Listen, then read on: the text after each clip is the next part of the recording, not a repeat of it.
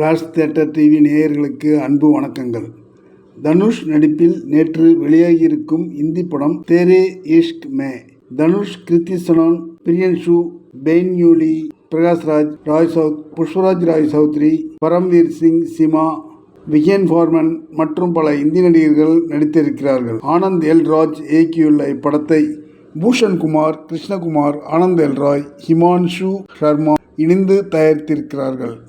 அட்டகாசமான இசை ஏ.ஆர். ரகுமான். இந்த டைட்டிலுக்கு தமிழில் என்ன அர்த்தம்னு பார்த்தீங்கன்னா, உன்னுடைய காதலில் அல்லது ஓ காதலே என்பதுதான். படத்தின் ஆரம்பமே இந்திய எல்லை பகுதியில் இந்திய விமானப்படையின் டேலண்டான விமானி பைலட் தனுஷ். இவர் சங்கர் என்னும் கேரக்டரில் நடித்திருக்கிறார்.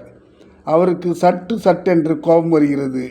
அவருடைய கோபத்தை கட்டுப்படுத்த மனரீதியான ஆலோசனை வழங்குவதற்கு உயர் அதிகாரி உத்தரவிடுகிறார். தலை சிறந்த மனநல மருத்துவருக்கு சங்கர் பற்றிய விவரங்கள் அடங்கிய சீக்ரெட் ஃபைல் அனுப்பப்படுகிறது. அதை பார்த்ததும் அந்த லேடி டாக்டர் மனநல மருத்துவர் பதற்றமாகிறார்.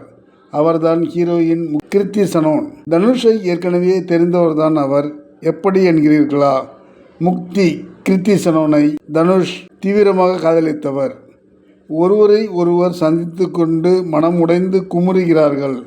இந்த இயக்குனர் ஆனந்த் எல் ராய் ஏற்கனவே தனுஷை வைத்து ரஞ்சனா அம்பிகாபதி சூப்பர் ஹிட் படம் கொடுத்தவர். அந்த ரஞ்சனா அம்பிகாபதி படத்தில் சொல்லப்பட்ட ஒருதலை காதல் உலகில் உள்ள பல பேருடைய வாழ்க்கையில் நிகழ்ந்த நிகழ்வாக தொடர்புபடுத்தி அட்டாச் ஆனார்கள். அதிலும் ஏ.ஆர். ரகுமான் இசை பக்கபலமாக இருந்தது. இதிலும் வேறு பரிமாணத்தில் ஒருதலை காதல் சொல்லப்பட்டிருக்கு. சில வருடங்களாக இந்த அறிவிப்பு வந்ததிலிருந்து பல பேர் எதிர்பார்த்து காத்திருந்தனர். வன்முறை போலவே அன்பும் காதலும் தனுஷுக்கு பெரிய எதிரி என்பதை கிருத்தி சனோன் இணையுடன் சொல்லியிருக்கிறார்கள். எமோஷனலான நடிப்பு தனுஷ் மற்றும் கிருத்தி சனோனுக்கு. காதலை ரொம்பவும் ரிச்சாக சொல்லியிருக்கிறார் இயக்குனர். காலேஜில் உடன் படிக்கும் போது ஐஏஎஸ் ஆபீசர் மகளான கிருத்தி சனோனை ஒருதலையாய் காதலிக்க ஆரம்பிக்கிறார் தனுஷ். அவளிடம் சொல்லும் போது அப்பாவிடம் வந்து பேச சொல்கிறாள் கிருத்தி சனோன். அது காதலுக்கு பர்மிஷன் கேட்பதற்காக அல்ல, அவனை அவமானப்படுத்தி அனுப்ப.